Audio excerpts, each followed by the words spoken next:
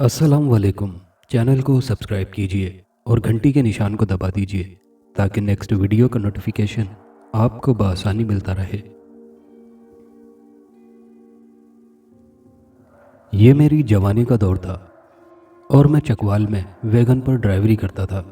पहाड़ी और रेगिस्तानी इलाके से मैं सवारियां एक गांव से दूसरे गांव ले जाता था। मैं दुश्वार और कठिन रास्तों से वाकिफ़ था और बिला डर खौफ ड्राइवरी कर रहा था। एक दिन ऐसा हुआ कि अंधेरी रात थी और मैं रास्ता भूल गया। सारी रात मैं इधर उधर चक्कर लगाता रहा, लेकिन मेरी समझ में वो जगह नहीं आ रही थी कि मैं इस वक्त कहाँ हूँ और मुझे कहाँ जाना है। मैं वैगन पहाड़ों के नीचे खड़ी करके सोचों में गुम था। एक महाजबीन चमकता चेहरा लिए मेरे करीब आई और मुझे गौर से देखने लगी। मैं भी उसको सर से लेकर पांव तक बड़े गौर से देखने लगा कि अंधेरी रात होने के बावजूद मैं उसे अचानक अपने सामने देखकर परेशान हो गया। इतनी रात गए इन पहाड़ों और रेगिस्तानी इलाके में अकेली लड़की का क्या काम है। मुझे खौफ महसूस हो रहा था, कहीं ये महजबी कोई चुड़ैल तो नहीं। उसने मुस्कुराते हुए मेरा नाम पूछा। मैंने अपना नाम बताते हुए उसका नाम भी पूछ लिया। तुम अंधेरी रात में इन पहाड़ों में क्या कर रही हो? क्या लावारिस हो? मैंने सवालात की उस पर बौछार कर दी। मेरा नाम नाज़नीन उर्फ नाज़ो है, लेकिन सब सवाल का जवाब इस वक्त मेरे पास नहीं है। कभी मौका मिला तो ज़रूर तफसील से बताऊंगी। लेकिन तुम अंधेरी रात में वैगन लिए यहाँ क्या कर रहे हो? क्या तुम्हें भी मेरी तरह सैर व तफरी करने का शौक़ है? मैंने डरते हुए जवाब दिया, नहीं तो मैं एक मज़दूर हूँ और मज़दूरी करके अपना पेट पालता हूँ। मैं चकवाल से सवारियाँ छोड़कर वापस जा रहा था कि रास्ता भूलकर यहाँ आ गया हूँ, नाज़ो ने मुस्कुराने वाले अंदाज में बताया। इस वजह से हमारी और तुम्हारी मुलाकात होनी थी, जो हम एक दूसरे के आमने सामने हैं। दूसरी बात यह कि तुम एक खूबसूरत नौजवान हो, तुमसे दोबारा मिलने को दिल करता है। लेकिन मुझसे डरो मत, क्योंकि मुझे तुम हमदर्द, मुखलिस और दिल से प्यार करने वाले लगते हो। और जो दिल से प्यार करते हैं, हम उनके लिए अपनी जान भी कुर्बान कर देते हैं। कभी आजमा लेना, ये रास्ता तुम्हें तुम्हारी मंजिल नूरपुर की तरफ ले जाएगा। मैं वैगन में बैठने लगा तो उस महजबी ने दौड़कर मेरी साइड के पास आकर मुस्कुराते हुए बताया, तुमसे दिल लगा लिया है, गांव जाकर हमें भूल ना जाना। मैंने मुस्कुराते हुए जवाब दिया, हम वफादार लोग हैं, बेवफा नहीं। फिर मैं अपनी मंजिल की तरफ रवाना हो गया। गांव पहुंचकर हम उम्र दोस्तों को बताया। मेरे दोस्त फैयाज खान ने बताया, अंधेरी रातों में पहाड़ों में लड़की नहीं हो सकती, वो यकीनन चुड़ैल होगी। यार तुम अपना ख्याल रखना, वरना ये तुझे भी नुकसान पहुंचाएगी। चुड़ैलें कई रूप धार लेती हैं, आदमी उन्हें पहचान भी नहीं सकता, क्योंकि नौजवान लड़के खूबसूरत लड़की को देखकर मोहब्बत करने का इकरार कर लेते हैं। मैंने कुछ देर सोचकर बताया, फैयाज खान, वैगन चला चला कर कुछ तजर्बा ज़रूर हुआ है, वो मेरा कुछ नहीं बिगाड़ सकती। फैयाज खान ने हंसते हुए जवाब दिया, वो तेरा कुछ नहीं बिगाड़ सकती? वो कैसे? क्या तुम भी जिन हो? मैंने माथे पर अपना हाथ मारते हुए बताया, मैं जिन तो नहीं, इंसान हूँ, लेकिन अल्लाह ताला ने मुझे अकल भी दी है। मैं पढ़ा लिखा नौजवान हूँ। सूरह यासीन का तावीज़ हर वक्त मेरे गले में मौजूद रहता है। दूसरा, मुझ पर मेरे पीरो मुर्शिद का साया है। जहाँ मुसीबत में फंस जाता हूँ, मुर्शिद को याद करने से मेरी हर मुश्किल हल हो जाती है। हम बातें कर रहे थे कि मेरा दोस्त परवाना आ गया। मैंने बताया, यार परवाने, अच्छा हुआ तुम आ गए, तुमसे एक ज़रूरी मशवरा करना है। परवाने ने फैयाज खान को देखकर कहा, हाँ हाँ क्यों नहीं, हम हाजिर हैं। फिर मैंने सारी बात उसके गोश गुजार कर दी तो वो सोचों के समंदर में डूब गया। मैंने बताया, वाह परवाने, तुम अभी से नींद की वादियों में खो गए हो। जागो और मुझे कोई सही मशवरा दो ताकि मैं उस चुड़ैल से छुटकारा हासिल कर सकूं। परवाने ने पहाड़ों की तरफ देखते हुए बोला, फैयाज खान, इकराम शेर जवान है और बुज़दिल नहीं कि डर कर भागेगा। मौत का एक दिन मुतय्यन है, वो ज़रूर आनी है।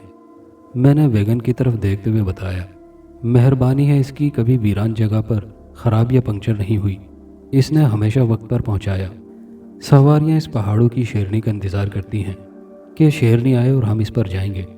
कुछ देर खामोश रहने के बाद मैंने कहा, यार मैं उस पहाड़ पर ज़रूर जाऊंगा, वरना वो कहेगी कि मर्द लोग बेवफा होते हैं। परवाना खांसते हुए बोला, इकराम डरो मत, मैं भी तुम्हारे साथ चलूँगा। फैयाज खान बोला, परवाना ठीक कह रहा है, एक से दो भले, मैंने जवाब दिया।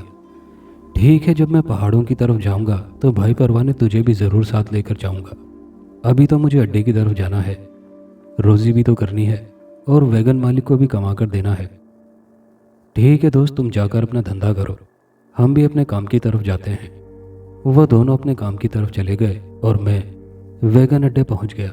مجھے دیکھتے ہی ڈرائیوروں نے گھیر لیا۔ میں نے ہنستے ہوئے کہا، خیر تو ہے، آج تم لوگوں نے مجھے گھیر لیا ہے۔ ڈرائیور یک زبان ہو کر بولے، تمہاری شیرنی کی تعریف سنی ہے اس لیے دوڑے چلے آئے۔ میں نے ہکلاتے ہوئے جواب دیا، کیا تعریف سنی ہے شیرنی کی؟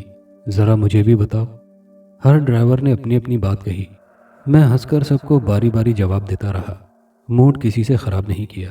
ایک ڈرائیور جس کا نام حنیف تھا، اس نے دوسرے ڈرائیوروں کو دھکا دیتے ہوئے کہا، یار تجھے شوق ہے تو اکرام تجھے لے جاتا ہے اور پہاڑوں میں رہنے والی لڑکی سے ملا کر خود واپس آ جائے گا۔ اگر تیری قسمت نے ساتھ دیا تو ٹھیک ہے، ورنہ تجھے تیرے گھر والے ساری عمر تلاش کرتے رہیں گے۔ خیر کوئی بات نہیں، آپ بھی اپنا شوق پورا کر لیں۔ ایک جوشیلا ڈرائیور جھنڈ میں سے نکلتا ہوا آگے آیا اور اپنی سانسیں درست کرتے ہوئے بولا، آپ سب لوگوں سے مجھے زیادہ جلدی ہے جن بھوت چڑیل اور پریاں دیکھنے کی۔ میں بچپن سے ان کے بارے میں سنتا آ رہا ہوں۔ ایک ادھیڑ عمر ڈرائیور بولا، مجھے لگتا ہے اس اڈے پر نئے آئے ہو، اور تمہارا نام کیا ہے؟ ڈرائیور نے اپنا نام بتاتے ہوئے کہا، دوست مجھے پیار سے پیارا کہتے ہیں، ادھیڑ عمر ڈرائیور بولا۔ ٹھیک ہے، چڑیلوں کو بھی پیارے کی ضرورت ہوتی ہے، جو انہیں پیارا لگتا ہے جلدی اسے اپنے قابو میں کر لیتی ہیں۔ ادھیڑ عمر ڈرائیور کا نام راجا تھا۔ دوسرے دن جب میں شام کو واپس آیا تو راجا اور پیارا میرا انتظار کر رہے تھے۔ میں نے دونوں کو غور سے دیکھ کر بتایا، خیر تو ہے، آج میرا راستہ روک کر کھڑے ہو؟ راجا ہنستے ہوئے بولا، پیارا نازو سے ملنے کے لیے بیتاب ہے۔ میں نے پہلے پیارے کی طرف دیکھا، پھر راجا کی طرف دیکھا تو راجا نے اشارے سے مجھے کہا، تم وہ جگہ اسے بتا دو جس جگہ نازو تمہیں رات کو ملی تھی۔ میں نے اسے پتہ بتاتے ہوئے کہا، وہ تجھے رات کو ملے گی۔ ٹھیک ہے، کہہ کر وہ چل پڑا اور میں راجا کو اپنی ویگن میں بٹھا کر اڈے پر آ گیا۔ کچھ دنوں بعد پیارا ملا تو میں نے اس سے پوچھا، نازو کے پاس نہیں گئے؟ پیارے نے شرمندہ ہوتے ہوئے بتایا، یار واقعی وہ لڑکی نہیں تھی بلکہ مکار چڑیل تھی۔ میں نے اس کی خوبصورت شکل ایک نہایت ہی خوفناک بھیانک چہرے میں تبدیل ہوتے ہوئے دیکھی تو ڈر کر گھر کی طرف دوڑ لگا دی۔ میں نے کچھ فاصلہ طے کیا تھا کہ وہ میرے آگے آ کر رک گئی۔ میں ڈر کر نیچے گر پڑا۔ یہ میری ماں کی مہربانی تھی کہ انہوں نے میرے گلے میں اللہ تعالیٰ کے نام کا لاکٹ ڈالا ہوا تھا، جس کی وجہ سے وہ میرے قریب نہیں آئی، لیکن مجھے کہا، جا میں نے تجھے معاف کر دیا۔ میں نے لرزتے اور کپکپاتے ہونٹوں سے پوچھا، تم نے مجھے کس وجہ سے معاف کیا؟ نازو نے زوردار قہقہا لگاتے ہوئے کہا، اس پاک نام کے صدقے جو تمہارے گلے میں لٹک رہا ہے، ورنہ آج تو واپس نہ جاتا۔ نہ جانے کتنے لوگ میرے حسن پر قربان ہو کر میرا شکار بن گئے۔ میں جیسے ہی گھر پہنچا تو مجھے سخت بخار ہو گیا۔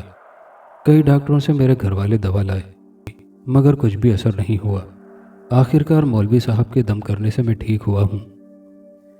میں نے کہا، تمہارے دل میں اگر اب بھی ڈر خوف ہے تو جاؤ مولوی صاحب سے کہو کہ وہ تمہیں سورہ یاسین کا پانی دم کر کے دیں، وہ پانی تم پیو۔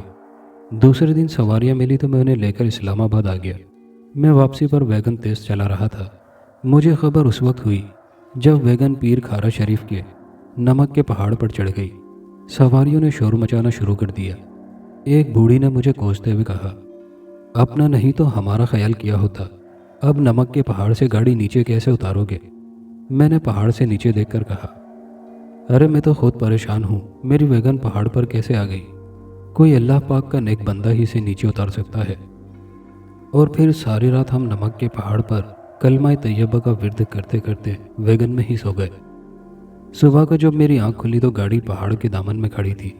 میں نے سواریوں کو جگاتے ہوئے کہا، جاگو، اللہ پاک نے ہماری دعا قبول کر لی اور ویگن پہاڑ سے نیچے آ گئی ہے۔